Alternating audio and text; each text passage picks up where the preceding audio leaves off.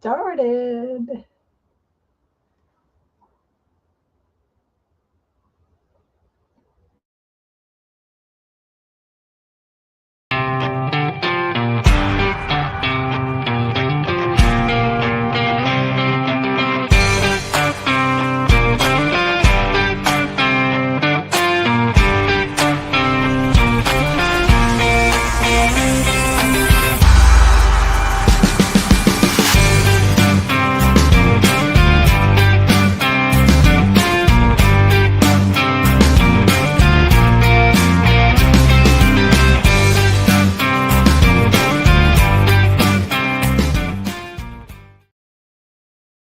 Welcome to Leadershipisation, all things leadership. My name is Beth Bergen and I'm a global leadership and communication coach.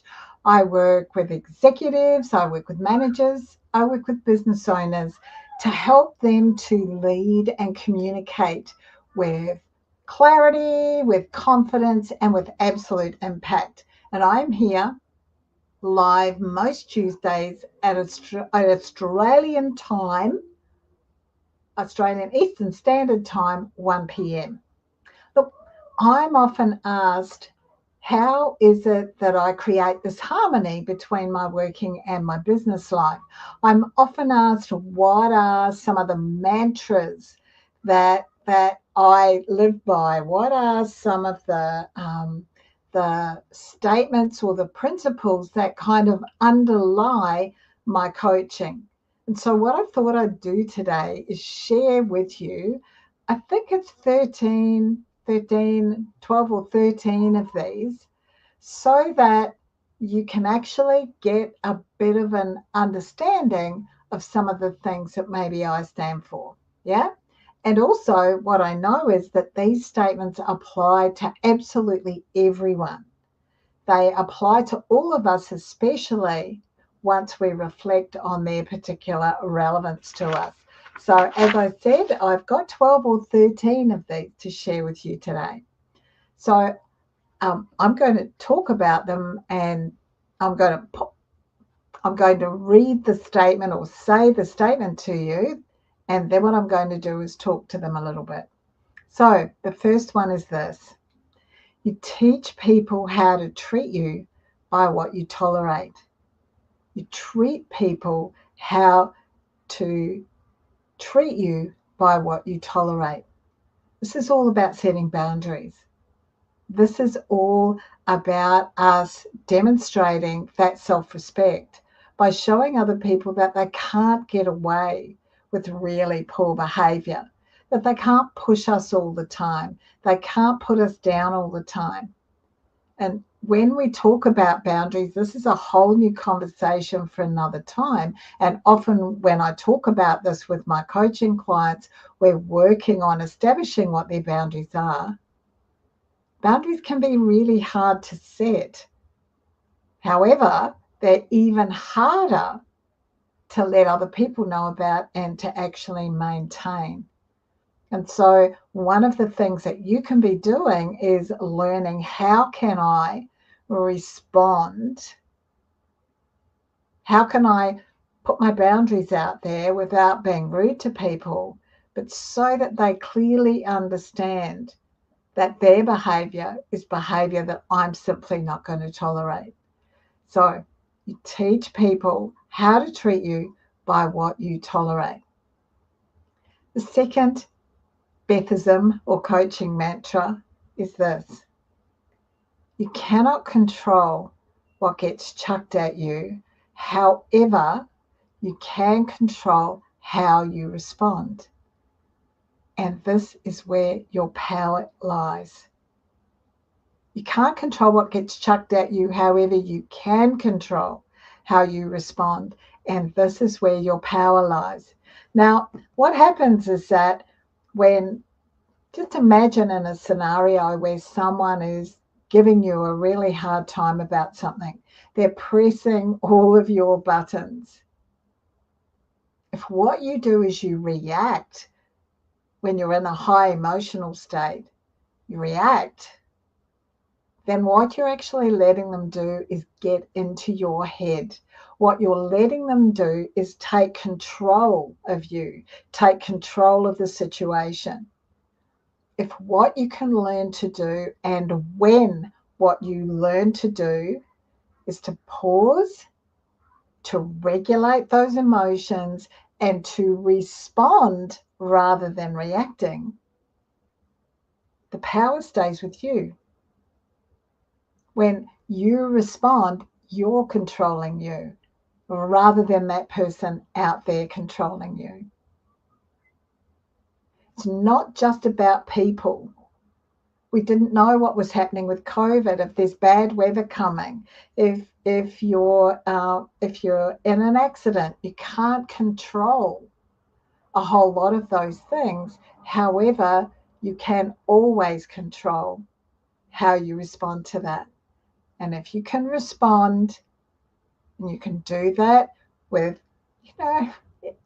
managing your emotions, bringing them down a little bit, that's where your power sits. Well worth thinking about. The third one is this. This one's always a little bit confronting for people. What you are not changing, you are choosing. What you are not changing, you are choosing. Now, some of us fall into this pattern, or we know someone who falls into a pattern all the time of complaining. They complain about the neighbours, they complain about the weather, they complain about the price of things, they complain about their partners, whatever they're doing, they're complaining all the time. Doesn't matter who the subject is, they're complaining. And what this actually comes down to is that if you're not changing the situation that you're complaining about, then you're actually choosing it. And if you're choosing it, that's perfectly okay. That's perfectly okay. However, if you can't change your situation, so if you kind of process that and you go, well, yeah, I can't really change the situation, so it's okay to complain about it, surely, then what I would say to you is change the way that you look at it. So, okay, you're unhappy with your work situation. If what you've determined is that you cannot, or you don't want to, or the timing is all wrong for you to change that, that's fine. Stop complaining about it and start thinking, what am I grateful for here? What are the things that I really appreciate about this particular job? Okay, you'd be surprised. Sometimes when you start to notice the things that you really appreciate about something or someone, the situation will change just like that because you change the way that you look at it. Okay, number 4. Lucky I'm rich. Lucky I'm rich. This is an abundance mindset rather than a poverty mindset. Because when we tell ourselves all the time that we can't afford things, oh, I can't afford that. Oh no, I'm worried about not having any money.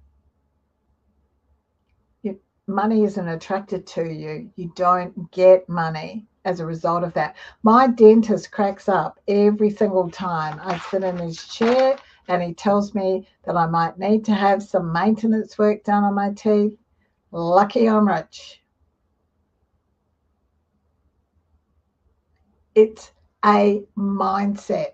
We want an abundance mindset. So the other 2 things that go with this that I've got from various mentors and various other coaches over the years, everything I want to buy is on special. Everything I want to buy is on special. You would be amazed, from groceries right through to vehicles. It's amazing how much you will end up buying that is on special or at a reduced price when you take that mindset.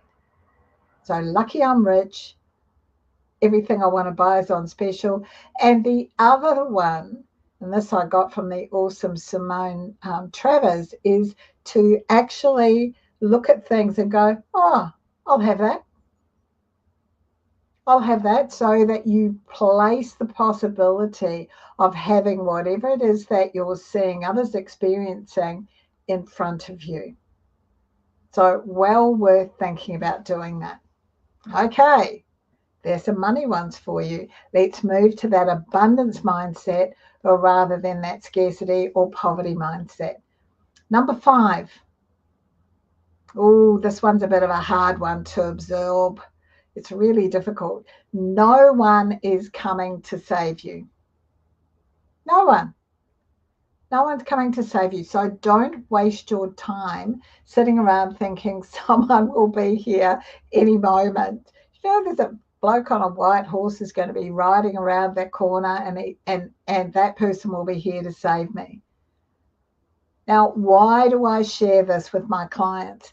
I share this because you have to learn to stand up for you. You're the person who's driving your career. You're the person who has a really deep share in the relationships that you're in. You're 50-50. If there's 2 of you, if there's a group of friends, like, you're there. No one's coming to save you. If you don't like the friends that you have, if they're not high quality, stand up for yourself. Move to, find other friends. If you're not comfortable and you're not happy in the relationship that you're in, no one's going to come and save you. You guys have to save it and work it out yourself, or you need to end it. In terms of your career, learn to represent yourself as often as you possibly can, and be the driver of your own career. Be building that power base. That is something that I work with clients on an awful lot. Those 2 things is, one, of being more visible in the workplace so that opportunities can come to you, and the second is building that power base. So I really encourage you to be doing those 2 things, because no one is coming to save you. Okay, number 6. This has got to do with communication and building that influential conversation, that influential leadership that I talk about all the time. And this is just to ask yourself, are you aiming for a conversation or a confrontation? Now, a reminder, our body language is 55% of how our communication is perceived. Our tone of voice, the way we use our voice, is 38%. So together, those 2 things are 93% of the way that we communicate is through those 2 things.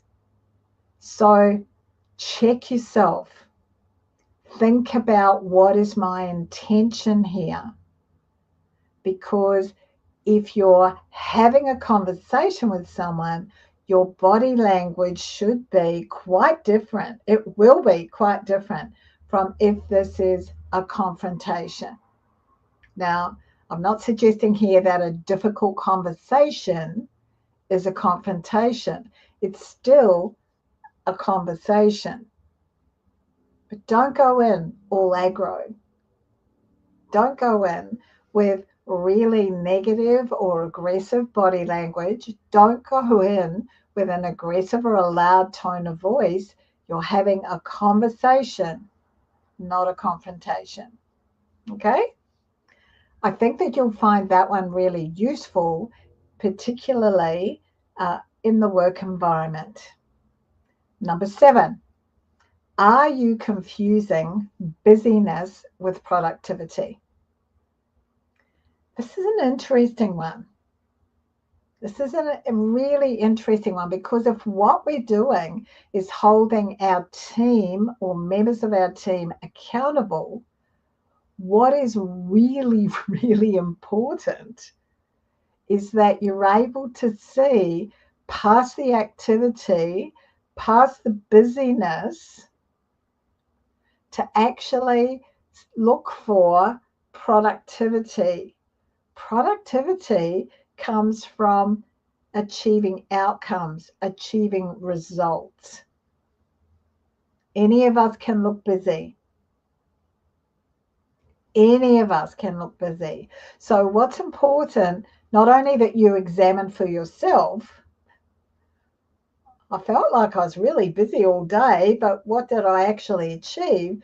Not only are you asking yourself that question, you're looking at your team and individuals within your team to determine, is there some signs of activity here?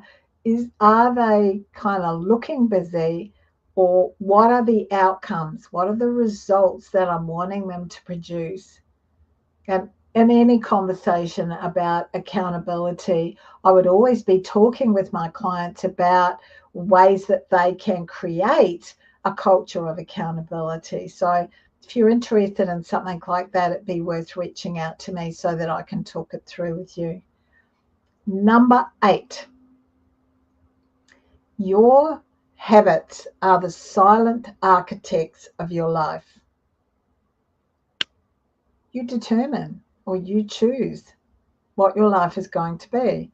Now, remember that not choosing to do something means that it's still a habit. If you're not exercising on a daily basis, that's your choice, but that's actually your habit. Your habit is to not exercise. So this relates to so many different things in your life. It relates to food, exercise, how much sleep you get, what kind of boundaries you have, the people that you spend time with, all of those things. Those habits are the silent architects. So they're determining a whole lot of things about your life. And your habits tell other people a lot about you and the way you're going to use your life. If what's important to you is to spend a lot of time curled up with a book, whiling away the day, or binge watching television, that's cool. That's your choice.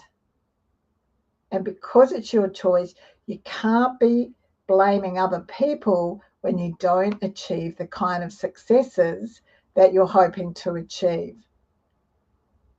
No one is coming to save you from binge watching TV except yourself. You're the person, as I said before, be driving your own bus. Yeah? Number 9. This is a great question for you to ask yourself. What are you doing today to make tomorrow the way you want it to be? This is an awesome, awesome question to ask yourself because it helps you to set priorities. And what we know is if you can be 1% better today than you were tomorrow, if you can be 1% better tomorrow than you were today, by the end of the year, you'll be 37 times better. Yeah? Just like that. So it's a great question. Set those priorities, aim for that 1%, and just be working every single day. Do something today that is going to make tomorrow that little bit easier. This is all about really not putting things off. This is all about, hey, I don't want to be procrastinating. I'm just going to get on and do some of the things that I need to do right now while I think about it. I'm kind of a right now girl. If it takes less than 2 minutes, then I'm wanting to do it right now. Hey, we're standing up. We're ready to go. Let's do it now.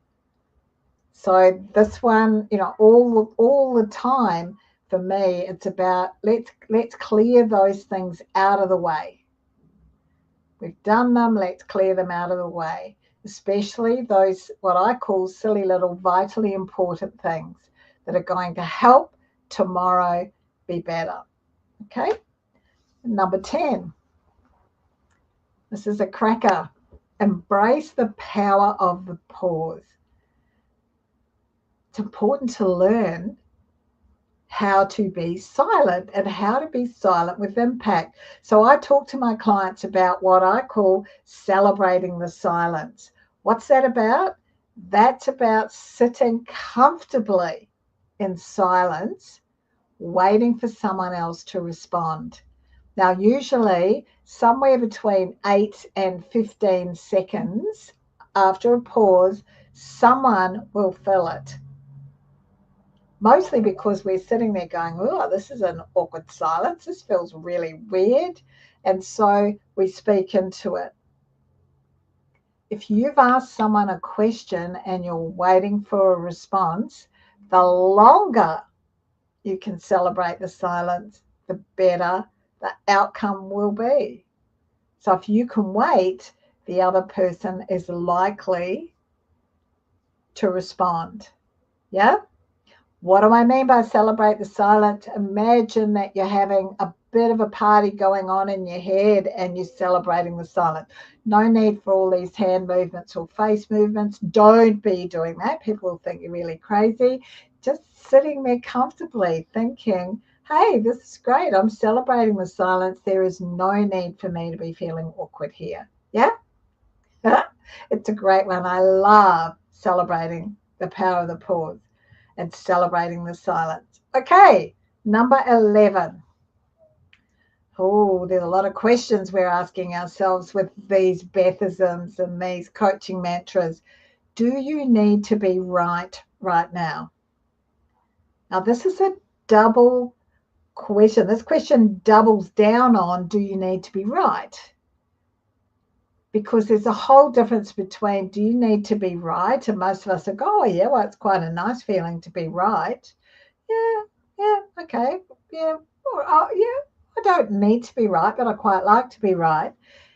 This really pushes back into that. The question for you to ask yourself is, do you need to be right now? Right now. Because if you are someone in whatever the situation might be, whether it's personal or at work, when you need to be right now, what this means is that you are prepared to put the relationship, work or personal, at risk to be right, to really push your point and to keep on pushing it, because what's important to you is to win. And when we are determined to be right now, our own needs are first and foremost well before the potential to maintain a relationship. We're in a situation where we may well damage a relationship. Yeah? So ask yourself, do you need to be right now? If the answer is yes, pull back from that a little bit and just be thinking, okay, what can I let go of? And that's when it's great to say, oh, I'd never thought about something like that before. That's interesting. Take some breaths and step away. No point in getting into an argument. Number 9. Number 12 we're up to. There is no failure, only feedback and lessons. We've been taught, many of us, that failing is the absolute pits. Nobody wants to fail. People think you're a loser if you fail. When you can reframe your thinking so that you actually recognize that you haven't failed, you've learned some lessons, you've got some feedback, and that can then provide you with the information, with the data that you need to move forward, to give it another try, differently. So it's not that you failed, it's that you've had an attempt, you've learned some lessons, and you're better informed to have another go. Okay? Number 13. If it's not a problem for them, it's not a problem. Now, this is very similar to one that we talked about earlier. If you're not changing it, you're choosing it. If it's not a problem for that person, whether this is a work or a personal relationship, if it's not a problem for them, it's not a problem, which means that you have to change the way that you're seeing it. You have to change the way that you're dealing with it. You have to do what you can to shift it out of your mind and out of doing your head in to correct it in some way. Now, this might be that you go and you have a conversation with them about the impact of what that behavior is on you. However, if you're going to have that conversation, it's not about wagging your finger and saying you've got a problem. They haven't got a problem. The problem sits with you. This is one that takes a little bit of working out to get your head around. But it is a problem. It's not a problem for them. They don't see it as a problem, because if they did, perhaps they'd be doing something about it. So it's about you, as I said, change your mindset. Now, I've got one bonus before we finish off for the day.